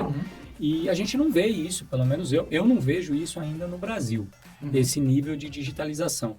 Como está isso no Brasil? A tecnologia, de alguma forma, ela andou também no setor óptico ou como a pausa foi muito pequena, Não acabou impactou, que não teve impacto? Porque tem setores como o setor de food, que é um setor que a gente atende aqui muito fortemente, ele é um setor que foi transformado, né? Pela pandemia, ele mudou totalmente. Como isso está no setor de óticas? Olha, a gente não viu um surgimento muito maior de novos players ou grandes avanços tecnológicos do meu ponto de vista, do que eu me recordo. Mas, sem dúvida, o segmento de e-commerce, os clientes reportaram crescimentos entre 15% e 30% naquele ano. E o que aconteceu foi que muita ótica tradicional buscou o mercado online e formas de alcançar o cliente, desde WhatsApp, Instagram, não sei o que tal, tá todo mundo lá, né? O que foi legal também, foi um despertar para muita gente, né? Mas ainda a gente está bem aquém da tecnologia que é empregada nos Estados Unidos, por exemplo. Nos Estados Unidos a gente tem, entre outras operações, um site de e-commerce, chama Iconic. E lá você tem aquele provador virtual e tudo mais e tal. E o mercado lá aderiu mais do que o brasileiro? O americano, ele compra mesmo esse óculos através do aplicativo? Ou é a tecnologia como peça de marketing? Ele compra, mas ainda tem muito espaço para crescimento. Ainda é um mercado que acho que não chega a 5, 10% do volume total. O óculos é desafiador também de comprar online, né? Porque diferente do calçado, que é 39, 40, etc e tal, você tem altura, você tem largura, você tem comprimento das hastes, que é diferente de uma pessoa para outra. E as pessoas se sentem desconfortáveis de comprar sem investir Mas, lógico que você compra online, hoje você pode devolver e tal, isso facilita. Mas também tem uma certa burocracia e trabalho e tal, e não é tão desenvolvido. Eu posso dizer que, por outro lado, que na nossa empresa, por exemplo, tecnologia é fundamental, né? E a gente gosta de olhar para a inovação, não do ponto de vista de fazer grandes novidades, mas às vezes é sobre você fazer uma pequena melhora no processo todo dia. É o que a gente faz muito. Eu tenho o luxo e a felicidade de ter um diretor de operações que, na verdade, o background principal dele é TI. Um cara que se formou por de dados, tem MBA na área, não sei o que, tal, trabalhou, militou muito tempo nessa área. Um dia ele passou a servir a área de operações, logística e tal, e hoje ele é meu diretor de operações. Ele é responsável por customer service, por atendimento ao cliente, logística, importação. Mas ele tem esse conhecimento de TI muito forte, então a gente tem uns BIs muito legais, relatório, dado. Hoje dados faz parte. Cara, eu sou maníaco de dados, né? Eu não gosto de tomar nenhuma decisão sem ter dado. Eu lembro que eu ia visitar cliente no começo e eu infernizava a galera. Falei, quem nós vamos visitar agora? Falando de tal. Quanto que ele compra? Quanto que ele comprou nos últimos 3 anos? Que marcas ele compra? Quanto que ele paga? Como é que ele paga? Não sei. Não, cara, eu quero, a cada visita, eu tenho que ter isso aí na mão para falar com o cliente. Eu preciso saber, né? Então, e na empresa a mesma coisa. Então, hoje em dia, a gente tem uma ferramenta lá que a gente chama de summary, né? Um resumo. Vou falar para o cliente tal, a gente coloca lá, tá, fulano de tal, aí aparece lá, nos últimos 5 anos, quanto ele comprou, quantas unidades, quanto que ele pagou por aquilo, que marcas ele compra. A ficha corrida do cara. Quantos pontos de venda ele tem, quantos pontos de venda nós estamos presentes, né? É para entender, senão você não consegue ajudar, você não consegue desenvolver, né? O cara fala assim, pô, eu quero um desconto de tanto. Porque para que dar essa informação? Para tomar decisão, não é? O cara, não, eu queria um desconto, queria um prazo maior e tal. Só que o cara me comprou 10 peças no ano passado. Pô, uma ótica boa me compra 1.500 peças, assim, parruda, pro desconto que o cara quer e tal. Cara, desculpa, mas você me comprou 10 peças no ano passado. Precisamos saber qual é o espaço que eu tenho aqui. Quanto você está disposto a ser meu parceiro? Quanto você vai comprar esse ano? Eu vou te comprar 1.000 peças. Tá bom. Que marcas? Falta marca tal, desculpa. Uma marca só, você não vai vender 1.000 peças. E se você comprar para vender 1.000 peças, eu vou dizer para você não fazer isso, porque você vai fazer um bom negócio. É muita coisa, né? Mas aí o que acontece? Porque também o dado te ensina. Ao longo de você analisar muito dado, a gente já consegue também fazer esse confronto. O cara começa a tirar um número e fala, cara, esse número aqui não vai rolar, porque eu já vi isso aqui em outro lugar, esse número não acontece, né? Então, tecnologia para a gente é fundamental. Fundamental mesmo, assim, faz a diferença pra gente. Hoje, acho que a nossa força de vendas é a mais munida em informação, relatório e tal. E muita coisa a gente é uma multinacional americana, mas muita coisa é feita aqui mesmo. Porque com um cara desse lá, a gente vai lá e resolve. Show. Marcelo, eu tenho 2 assuntos aqui. Um que é mais leve e um que é mais polêmico. O que você quer? Deixa eu pensar. Vamos de polêmica, que é mais legal. Tá bom. Eu tô com um cara que passou quase 10 anos numa Big Four. Um cara que entende tudo de contabilidade. E aconteceu uma coisa meio esquisita no Brasil na última semana. E esse é o papo do almoço. Esse é o papo do almoço. Como o auditor não viu um pequeno buraco de 20 bilhões numa auditoria? Como isso acontece, né, em cima da sua experiência, pra gente que é leigo, né? Pra gente que é leigo, como é que alguém não percebe que tá faltando 20 bilhões numa planilha, que eu sei que não é uma planilha, mas... Que foi para 43, né? E agora já são 43, eram 20 e agora são 43. Como isso acontece, cara? Olha, essas organizações muito grandes, e lembramos assim, a gente fala de lojas americanas, tô falando de lojas americanas, né? Sim. Pra quem não pegou ainda, pra quem não pegou. Ou estamos falando da padaria La Filha, não sei, né? Mas tem que lembrar uma coisa, tá? Primeiro, que a loja americanas não é uma empresa com uma lojinha, é um gigante de milhares de operações, consolidando diversas empresas e marcas. Então, Submarino, não sei quem, tem umas 5, 6 aí. Então, o que acontece? Se foi de má fé ou não, infelizmente, eu preciso abrir esses 2 vieses, né? Essas estruturas são extremamente complexas, né? Lá nos Estados Unidos, alguns anos atrás, uns 20 anos atrás, teve um escândalo parecido, que era a empresa Embro, né? E aí, o que você faz uma empresa tão grande, tão complexa? Você consegue movimentar os lançamentos contábeis de um jeito para cá, que o negócio fica confuso, difícil de enxergar, né? Essa explicação do porquê eu acho que, quem sabe, talvez isso não estava aos olhos das pessoas. Dá para fazer o que daria para chamar de um ilusionismo financeiro, Dá pra de alguma fazer. forma? Tá, se o cara quiser, você tem os caras gênios nessas empresas, não trabalham os caras, Sim, né, mais... mais ou menos. Os caras mais ou menos, ali só trabalham os crânios, É, né? E aí, o que acontece? Então, pelo bem ou pelo mal, tem essa questão da complexidade, e essa complexidade ou faz com que a coisa se perca completamente. A gente, quando era auditor, eu lembro que muitas vezes a gente ia discutir e tal, e o cliente não sabia me explicar o que estava acontecendo. E aí, via de regra, eu falava assim, o que está acontecendo? Por que isso aqui está aqui? Por que isso aqui está ali? O cara assim, não, mas é o sistema que faz. Então, vocês são de TI, já devem ter ouvido falar assim, é o sistema que faz. Né? A culpa é do O TI. sistema só faz o que a gente pede para ele fazer. Exato, mas qual que é o problema? As pessoas não sabem, às vezes, o que está acontecendo por trás do sistema e também não param para se ocupar, para entender o que está acontecendo. O cara lá tem uma tela, ele sabe que ele tem que colocar o número do nota fiscal, o valor, não sei o que e tal, e põe, e não está refletindo sobre isso. Né? Então, também tem essa questão, as pessoas às vezes perdem visibilidade. Existe a alta complexidade do negócio.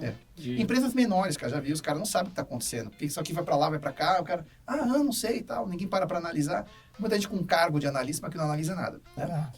Que deveria chamar executista, apertador de botãoista, né? Isso aí. É isso. Analisar não analisa nada. Então também tem essa questão, mas eu não posso deixar de dizer que quando eu fiquei sabendo do tamanho do rombo, da situação, o valor da empresa e tudo, a proporção é muito grande.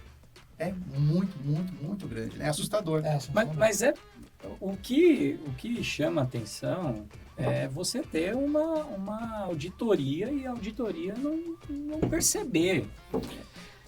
Conversando com o Edu falou para mim assim, não, mas a auditoria trabalha com os dados que dão para a auditoria. A auditoria não é investigação. É verdade. E é isso mesmo? É verdade. Tanto que quando o auditor encerra os seus trabalhos, ele exige dos executivos que eles assinem um documento, a carta de representação, que basicamente diz que aquilo que os executivos apresentaram e disseram e depuseram é verdade. Então, o auditor não trabalha com a premissa que ele está trabalhando com mentiras, ele trabalha com as documentações que são entregues, se essas documentações estão sendo mentirosas. E não é um trabalho investigativo. Não, o auditor... Não é isso. Ele não vai assim por trás do cliente e fala, não. Muito embora, o que o auditor faz? Ele pega e manda carta para todos os bancos e pede para o banco confirmar. Banco, quanto fulano deve para você? Banco, quanto fulano tem no banco? Né? Advogado. Ele faz o duplo check. Faz um duplo check, né? Mas se tem conluio, às vezes, com banco, se tem conluio é um dos piores problemas para o auditor. Quando tem 2 ou 3 envolvidos no problema, e aí é mais fácil de manipular, entendeu? Mas, assim, é muito grande, cara. Honestamente, eu lembro que nessa questão do tal do risco sacado, eu estava conversando com um colega que hoje é sócio de uma grande empresa de auditoria, e eu estava, assim, indignado com você. Foi a polêmica do nosso jantar, tomando um vinho, comendo uma pizza. Né? Fulano, como é que pode desse tamanho, negócio tem tudo, como não vê e tal. Ele estava tentando me explicar que havia uma polêmica no mercado sobre a forma como se registra essa operação. E que pode ser que os auditores aceitavam uma forma de registro que talvez não era a mais apropriada e que ocasionou esse tamanho rombo ou essa perda de visibilidade do problema. Eu te dou um exemplo. Tinha uma empresa que eu fui revisar uma vez e tinha um rombo que não era de bilhões, mas tinha um rombo de 5 milhões de dólares, o que para aquela empresa era muita coisa. 5 milhões de dólares. E o problema que eu fui explicar para o contador, que estava errado, que a proposta do contador era um funcionário, tá? Eu fui revisar, mas eu era chefe do cara. Mas isso aqui tá errado, não sei o que e tal, cara. Não, o cara não concordava comigo. A questão era tão complexa, porque envolve uma coisa chamada variação cambial e como era registrado, que alguém fez uma planilha pro cara, e a pessoa era considerada a gênia da empresa. A pessoa é um gênio e tal. Fulano é um gênio, fulano fez isso e tal. Aí eu falei, não, mas tudo bem, fulano é um gênio, mas a conta não fecha. Eu quero que algum gênio me explique como é que a conta fecha. Eu preciso da lógica. Como é que é Cadê a fórmula? Cadê a fórmula? Como é que fecha isso aqui? Meu código-fonte. Porque eu olhando para esse código-fonte aqui, saindo de A para B, não chega em C, não. Esse B tá indo em Y. E foi, estava errado. Eram 5 milhões de dólares. Felizmente para a empresa, eram 5 milhões de dólares de lucro, porque a empresa estava lançando como despesa ao longo de anos, porque você tem um link com uma história de americano, ao longo de anos, e estava lançando na despesa um valor que, na verdade, estava sentadinho no estoque da empresa, né?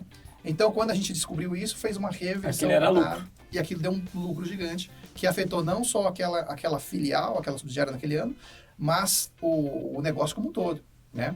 para a felicidade geral da nação. Então, quando a gente acha um ajuste, isso é raro, tá? A gente acha mais problema para baixo, não para cima. Então, por que eu tô falando isso? Porque também tem esse outro elemento. A gente tem que se perguntar, e não sabe ainda, há quantos anos essa prática existia. Porque 43 bilhões parece muito, mas numa empresa que fatura os bilhões que fatura Americanas, ao longo de anos ou até décadas, isso pode ser um valor pequeno, que no cômputo total dá essa bolada. Porque eu ouvi falar já que são muitos anos já, né? Que vem sendo lançado dessa forma. Eu ouvi isso né? também, então também tem esse elemento, né? Mas assim, não estão isentos auditores, executivos, os conselheiros, e muito provavelmente vão sofrer processos disciplinares sérios, se não tiver até cadeia para alguém. Né? Do ponto de vista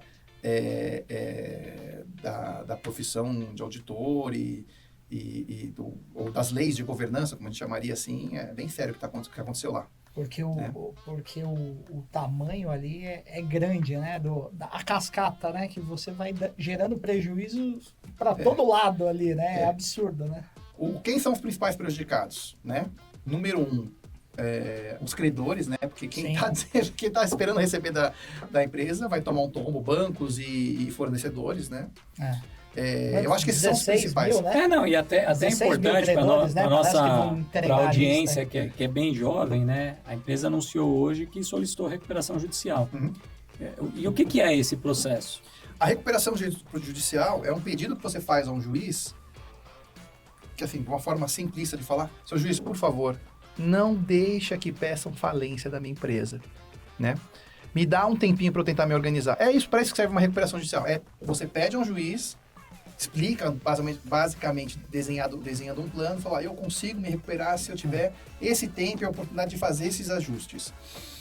Porque, do contrário, se a empresa não tomar essa providência, os credores podem pedir a sua falência. A falência cessa imediatamente as operações da empresa. Encerra a empresa. E no dia seguinte, lacram-se as portas, faça uma contagem de tudo que tem de ativo ainda, recebíveis, ou coisa física. Fazer venda de massa falida. E faz venda de massa falida, exatamente. Pega o dinheiro que recebe da massa falida, ou seja, então vendeu tudo que era mesa, cadeira, estoque da Americanas, escritório, prédio, distribui para os credores o que deu. Então, se o credor tinha o direito de receber 10 bilhões, mas os caras conseguiram, no máximo, vender 1 bilhão em ativos, e tem 10 caras para receber além dele, ele vai receber ali 100 milhões. Mas quem decide? Isso depois de pagar impostos, funcionários, né? Você tem que seguir. Tem toda uma ordem, né? Tem uma fila, tem uma fornecedor não vai receber nunca. Eventualmente, o fornecedor não vê todo o dinheiro, porque é muita gente que recebe antes. Então, mas assim, fornecedor e banco, acho que são os principais.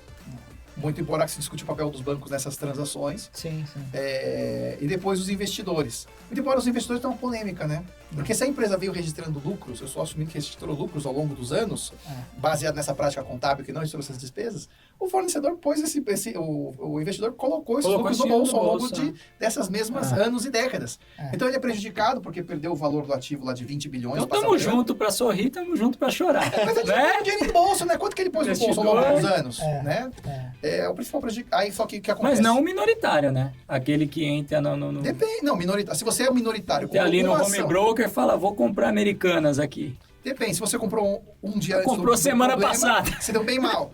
Mas se você tem essa posição de Americanas há 20 anos, você tá na mesma que o Lima e outros caras. Você recebeu a mesma graninha, né? Porque não tem bônus, porque o Lima é maior, né? A mesma coisa. É a mesma coisa, percentual. Lógico que tem categorias de ações, o Lima pode ter uma categoria diferente e tal. Mas o investidor tem essa polêmica. Agora, o problema é que um negócio desse tamanho, que prejudica tantas pessoas, tantos fornecedores, pode ter um outro fornecedor que pode até quebrar por causa de um negócio desse. Sim. Né? A cascata, né? Efeito cascata. Apesar que, você tem fornecedores ali que também são grandes indústrias, né? Muita gente que também consegue segurar esse rojão.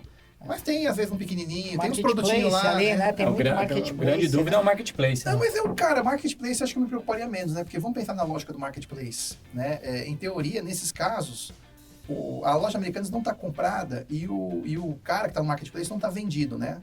Eu estou assumindo que se não tem estoque nessa transação e basicamente você despacha a partir da venda no marketplace, o cara que está pendurado lá só perdeu o marketplace, ele vai continuar vendendo nas outros marketplaces que ele está pendurado. Né? Se o pagamento estiver sendo feito direto para ele, né? Se não demorarem 3 meses. Eu não sei como é que está a lógica de recebíveis, por exemplo. Porque teve um caso há alguns anos atrás. Se o recebível da Americanas para repassar, ele também vai se ferrar um pouquinho. Não, teve um caso há uns anos atrás da Rakuten aqui no Brasil, que quebrou o marketplace E saiu uma lista de empresas que tinham repasses para receber. Esquece. Porque o recebível estava provavelmente o nome deles, e quando quebrou... E é por isso que Eu já vi existe negociação. a recomendação do Banco Central que todo marketplace tem que repassar o pagamento diretamente para o vendedor no momento da transação. Porque nessa hora não tem esse perrengue. E não reter para repassar. Porque se o cara leva uma semana, um mês, um ano, é uma semana, um mês, um ano, você está sentado em cima de risco. Não, eu já atendi indústria que tinha negociação com eles, que Pesado. era bem difícil. E assim, às vezes era 6 meses para receber a negociação. Então, nesses 6 meses aí pode acontecer muita coisa, né? Infelizmente. Apesar que se eles tinham, eu não conheço o histórico de pagamentos deles, mas se eles tinham esse tipo de problema, provavelmente as maiores já são um pouco mais espertas, faz um seguro desse recebível. Porque o cara desse leva tempo para pagar você faz seguro do recebível. Fala assim, cara, não vou ficar no risco. Né? Mas, de novo, tem os pequenos, porque nem tudo que você... Tinha uma loja americana aqui perto da gente, né? Você lembra, né? Tinha.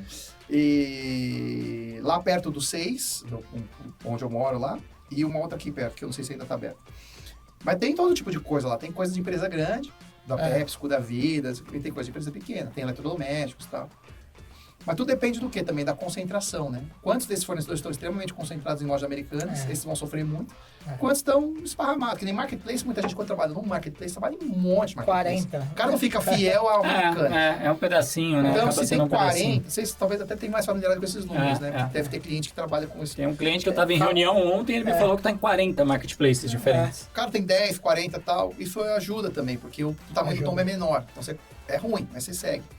A vida vai seguir em frente. Acho que não vai ser apesar da proporção escandalosa dos valores, eu acho que não é algo que de fato vai afetar a economia brasileira, não sei o que. Vai ter muitas crises individuais, mas eu acho que a gente segue em frente e vai ter um aprendizado, os órgãos reguladores, CVM e tal, geral, né? vai pegar mais pesado talvez com esse tipo de operação, como tem que ser reportado e tal, mas vai em frente. E só a recuperação judicial, ela pode levar, sei lá, né? Da Oi 6 anos. Anos. Então vamos falar como funciona a recuperação judicial, se você quer Vamos. curioso com a recuperação judicial.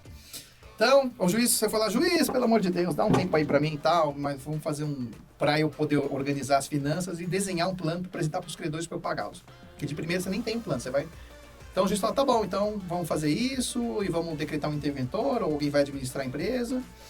E aí, por um tempo, vai ser feita uma análise do que tem de ativo, do que tem de plano, de quanto vai faturar, seguir faturando, quando vai pagar, não sei o quê. Uma das coisas interessantes quando entra um plano desse é que você não vai receber 100% do que você está para receber. Eu já tive um cliente que decretou recuperação, e aí o que acontece? O cara me devia, sei lá, alguns milhões, né? Aí ele vai lá e faz um planinho e fala assim, olha, eu não consigo pagar 10 milhões para você, 5 milhões para você. Eu não consigo pagar 2 milhões. É o que a gente chama de shortcut, né? O shortcut quer dizer que nem corte de cabelo, né? O corte, né? Então tem um descontão que o cara pede. Assim, se você me der um desconto de 60% da dívida, 30, 40, 50, 60% da dívida, eu consigo pagar você. Lembrando que esse você sou eu e os outros credores. Ele tem que apresentar uma proposta que seja igual para todos. Não pode... você eu gosto mais. Tem que ser igual, porque senão dá cadeia. Diz, não, mas você eu vou pagar por fora, você eu gosto mais, você é meu amigo, desculpa que eu tive que fazer isso. Não pode, dá cadeia. Não, faz igual para todo mundo, aí faz a reunião dos credores, aí os caras olham assim, não dá pra ser mais não. Aperta ele, vamos pedir mais 10% a mais aí. Aí vai, volta, aí uma hora os credores vão lá e aprovam. O plano tá aprovado. Então você tem tantos anos, aí tem uma carência às vezes de 2, 3 anos. Para começar a pagar. Para começar a pagar, sei lá, anos, décadas de parcelinha de um negócio que o cara já te pediu um desconto de 50%, 60%. Matematicamente, agora falando do contador e a matemática financeira, você vai receber zero na prática. Aquele valor dentro de um fluxo de caixa descontado, né? É mover para perda. Ele vale praticamente nada, né? Então, assim, recuperação judicial não é grande esperança. Ela é a esperança mais da empresa voltar a operar e sobreviver. Mas, assim, a recuperação judicial é boa para a empresa. Para o credor vai tomar prejuízo. Vai tomar prejuízo. E tem algo assim... Estou pegando desprevenido aqui. Não, relaxa. Mas um percentual de empresas que continuam a operar e quem encerra as atividades durante esse... pende mais para um lado ou para o outro, assim, ou não? Recupera mesmo? Recupera. Tem. Eu, infelizmente, não tenho essa estatística de cabeça, mas tem, e acho que se procurar, a gente consegue até saber quantos. Mas recupera muita gente, cara. Recupera, sim, muita gente, porque, de novo, é muito favorável para a empresa. Mas por que isso? Porque você é uma forma menos dolosa para a economia, para as pessoas, para os manter os empregos. né? Então, alguns, né, pelo menos. e se pensar até para o credor é um pouquinho melhor. porque se fosse Menos do que zero, né? porque o credor às vezes ia para zero, por causa das prioridades. Então ele fala assim, cara, prefiro isso, porque é isso ou zero. Então, vamos ver o que dá para fazer. E de repente esse cara volta, esse exemplo mesmo de um cliente meu, o cara voltou, tá operando super bem, compra bem da gente e tal, Olha aí. vida normal. A gente podia ser rancoroso, falou assim, não, pô, tomar um puta prejuízo de você aí, pô, não vai dar. Hoje olha assim, fala, bom, vida nova, você tá? Os Estados Unidos funciona bem assim, o americano é mais... O cara faz a falência 2, 3 vezes, 4 vezes. Até porque às vezes o problema é do CNPJ, né? Mas o problema a é sua do relação CNPJ. é do CNPJ, né, cara? Lógico assim, se for detectado fraude, picaretagem... Aí não, né? É né? diferente. mas assim, às vezes acontece, cara, varejo é difícil pra caramba de operar. É muito dinheiro envolvido, cara, é muito dinheiro, é muito complexo, você pisca o olho, toma um prejuízo. Essa alta dos juros pode ter tido impacto também, né? Impacta pra caramba, fica muito caro diz que operar. inflação, né? Inflação real em relação à inflação anunciada, né? O varejo sofre demais com essa... Fica a pressão, né? Porque as coisas estão subindo, aí o cara tenta segurar um pouco, porque o concorrente dele também tá vendendo mais barato, aí promoção em cima de promoção para poder gerar o produto, girar, né? Então, é complicado. Né? Então acontece, empresas infelizmente, às vezes até geridas com a melhor das boas vontades, por gente boa, sofrem. A pandemia, né? Putz, a pandemia é um tremendo exemplo. Cara, eu fiquei Pô. surpreso com o número de empresa que sobreviveu, né? Sim. Porque assim, do jeito que foi, eu esperava muita gente mais quebrar. Tanto que hoje, quando alguém começa a me reclamar da situação atual, porque presidente, economia, eu falo, gente, você sobreviveu a uma pandemia, cara. Você passou meses fechado. Cara, não tem mais nada que a gente não possa sobreviver, não tem. É mesmo. Fora que o Brasilzão já passou por tantas idas e vindas, cara. Meu. Em pouco tempo, né? Meu, Em pouco tempo. vamos seguir vivendo. Aonde? Temos uma surpresa. Todo mundo que vem aqui, todo mundo que vem aqui tem que participar. Marcelo disse que você não conhece isso daí, porque vem uma moçada aqui Tem uma e fala moçada que que nunca vem viu e na diz que vida. não viu, que não conhece. Eu acho que você deve lembrar disso aqui. Olha, eu só vi na TV. Lá em casa, devido à nossa humildade, não tinha. Devido a ganhar 100%, 80% de bolsa. Lá em casa, brinquedo era pegar o cabo de vassoura, cortar uma embalagem de perfume de plástico e o Como é que é aqui? da feira e porra. É o Ele tá rindo que você conhece. Claro, opa. Nível 2. jogo 1, nível 2. Eita, os caras vão... Não é porque eu sou dessa época que E como dá é que pra tá usar, hein? o ranking? Eu acho que é 9. 9? A pressão já O chega. recorde é 9? Já apareceu. Então vamos lá, ó. Mas eu sou um senhor perto da meninada que vem aí, Vamos né? lá.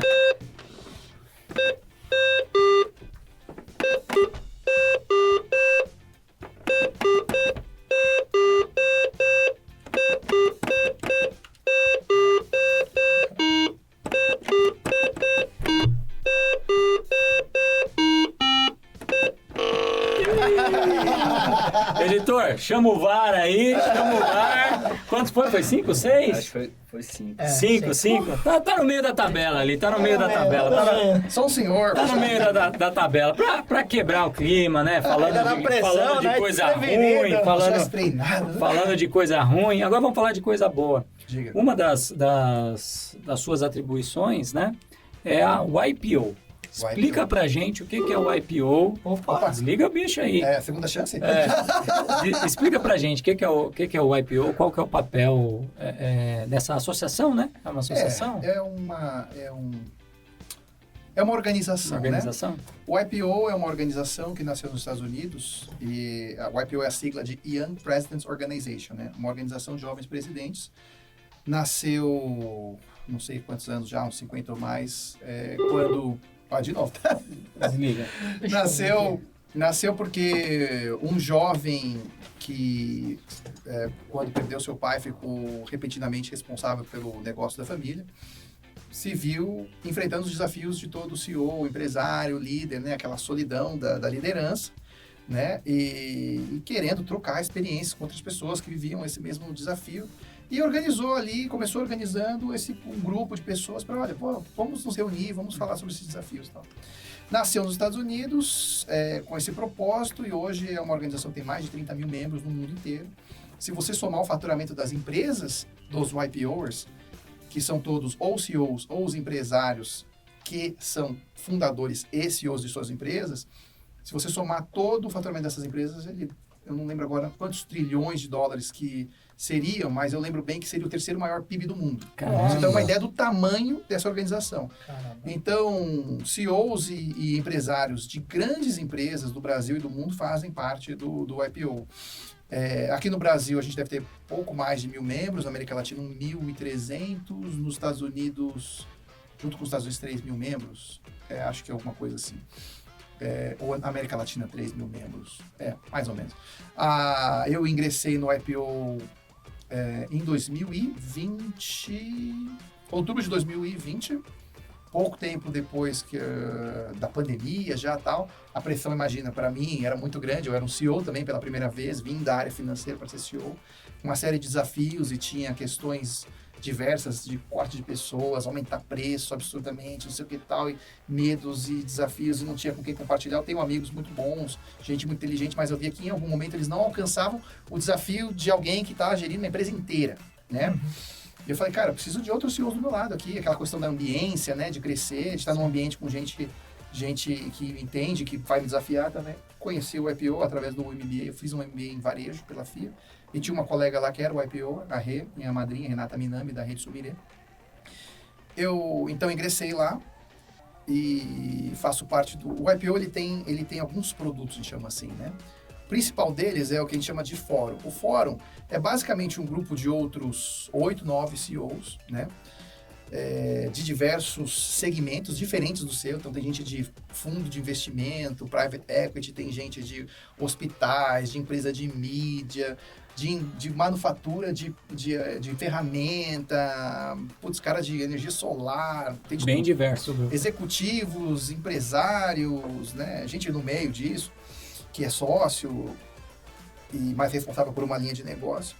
E nesses fóruns, a gente se reúne uma vez por mês e cada um leva ali um tema para debater. As pessoas fazem um update, que a gente chama, como foi seu mês, o que aconteceu de mais legal nos últimos 30 dias, o que aconteceu de mais desafiador, que tirou o teu sono, não sei o que e tal.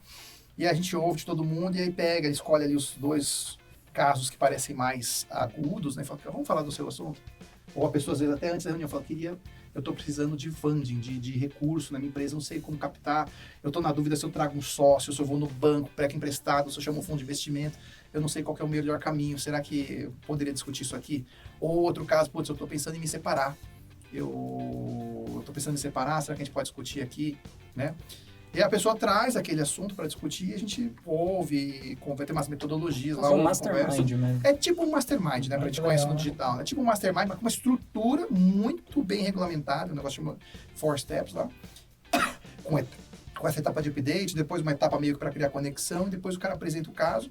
E, detalhe, a gente nunca dá palpite. Olha que interessante. Então, não é assim, tô precisando me separar. Cara, você devia se separar mesmo. O meu conselho para você é que você se separe. Isso é proibido de falar. Então você vai compartilhar uma experiência sua. Putz, olha, cara, eu me conecto com o que aconteceu com você, eu sinto muito pelo momento que você está sentindo, quando eu ouço você falar, eu sinto muita tristeza, mais arrependimento, não sei o que e tal, e baseado nisso, queria compartilhar uma história que aconteceu comigo, blá, blá, blá, blá. Histórias são histórias genéricas, estou inventando aqui, mas é tipo de coisa que acontece. Sim, você compartilha a história e o cara tira a conclusão que ele quiser. E outro cara fala assim, não, putz, eu me separei também, foi a pior coisa que eu fiz, eu amava muito a minha esposa, eu me precipitei e tal, o negócio estava drenando o que havia de melhor em mim, putz, porque encontramos um rombo lá, eu devia ter renunciado, mas fiquei e tal, então me arrependo, cuidado, não faz isso. De alto nível, né? E aí o que acontece? O que é legal? Nesse processo, o cara fala assim, pô, ele vê com o que ele se conecta ou não, ele chega a uma conclusão e ele toma uma decisão do que ele vai fazer, até a decisão de não fazer nada, se for o caso. Sim. Então é muito legal, a gente se encontra lá, cada pessoa que integra um fórum, esses fóruns se encontram uma vez por mês, é muito bacana. Para além disso, eles têm umas parcerias com instituições de ensino de nível global, tipo Harvard, Yale, IMD. Eu fiz um curso de liderança no IMD na Suíça, uma das melhores escolas de negócio do mundo e da Europa e do mundo, né? Cara, só o curso que eu fiz no MD, a diferença que eu paguei lá, porque se eu fizesse direto, já, pagou uns 2 anos de IPO, porque acho que eu direto ia gastar 12, 14 mil euros, dólares, e indo lá pelo programa do IPO, eu paguei tipo 3 mil dólares, 4, 5, sei lá, alguma coisa. E quem pode participar, Marcelo?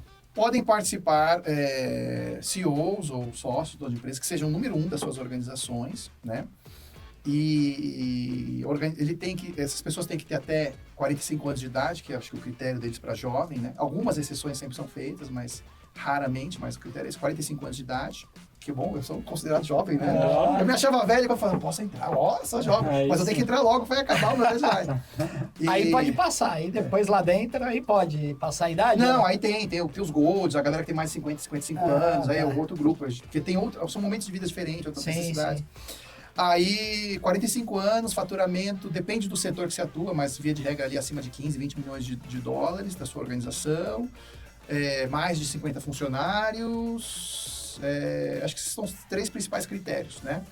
O teu nome, obviamente, é circulado com os outros membros, o IPO é dividido em capítulos, né? Então, cada subregional tem grupos ali de 50, 100 pessoas, em São Paulo tem 4 capítulos, na Grande São Paulo, que inclui o interior de São Paulo, e até outros estados que não tem o IPO, traz para cá. Tem mais um capítulo, tem no Nordeste, acho que Fortaleza tem, no Rio Grande do Sul tem.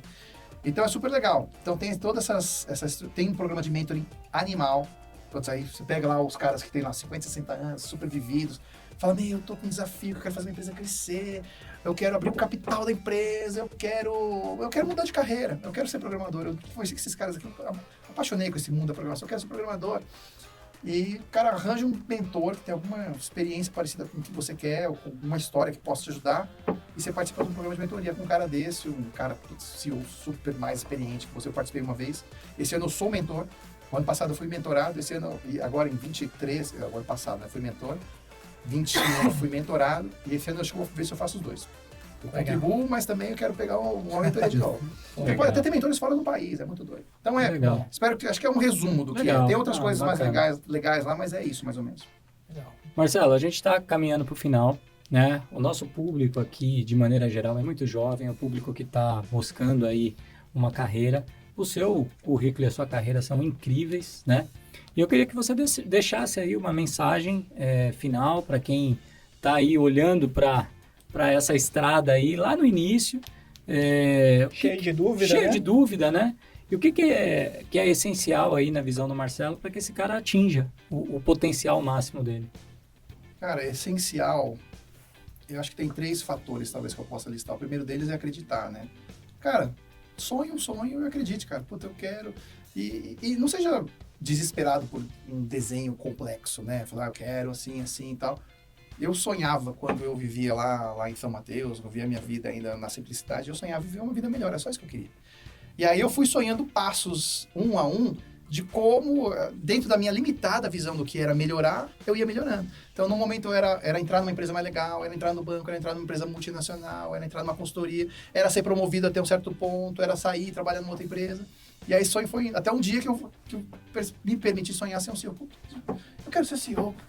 Eu vou te falar, o dia que eu falei que eu queria ser CEO, o dia que eu virei CEO, não foi menos de um ano, tá? Quando eu falei, eu quero ser CEO. Então, acredita.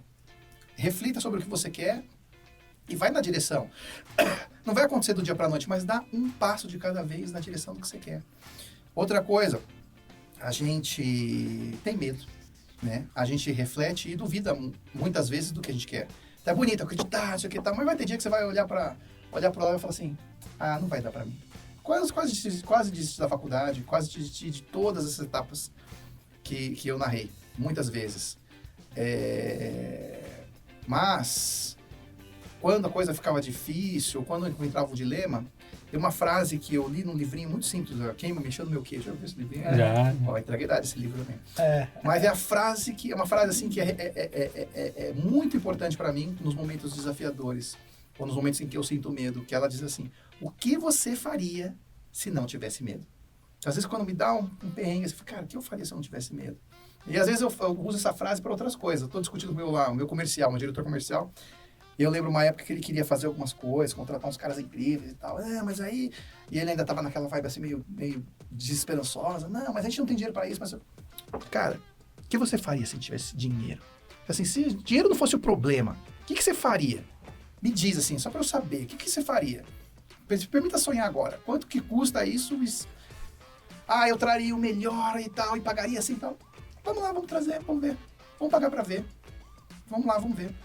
Então dá para usar esse desafio em várias outras situações, né? Mas ao mesmo tempo também, a gente lembrar de comemorar um pouco cada fasezinha, né? Isso eu fiz pouco. Hoje eu faço um pouco mais. Eu percebi que minha vida deslanchou quando, apesar de eu querer e tal, eu comecei a ser grato pelo que eu tinha. Falei, pô, que legal. Pô, que legal que eu tenho um apartamento legal aqui. Que legal que eu tô com as contas pagas, que minha família tá com a comidinha e tal. Porque tem um ponto da minha carreira que eu comecei a olhar para baixo e para cima, pô, eu evoluí, mas tem tanta gente que tá lá na frente, caramba, tal, será que eu vou chegar, não sei o quê, aquilo começou a me deixar um pouco infeliz também. Aí uma hora eu parei e falei, cara, mas é legal que eu tenho, né? Se eu tivesse que parar aqui, eu vou bem o resto da vida, assim. Já não vou passar mais fome. Eu tinha medo de passar fome, que incrível. Nunca passei fome. Eu sempre pensava assim, preciso de um trabalho que vai pagar para eu ter dinheiro para eu comer, eu não posso passar fome, né? E eu talvez preocupe bastante. Quando vão mudando os problemas, né? Mas assim, cara, a mensagem é essa. Cara, a gente pode, todo mundo pode. O mundo tá ao alcance de quem quer, de quem tá disposto a trabalhar. A diferença tá na nossa força de vontade. Na nossa força, não tem nada. Porque, sabe qual? Vou contar uma história para esse encerramento nosso. Que foi poderosa para mim, às vezes eu esqueço dela, mas ela é importante de narrar. Quando eu era criança, e eu não consigo lembrar quantos anos eu tinha, 9, 10, 11, 12, não sei.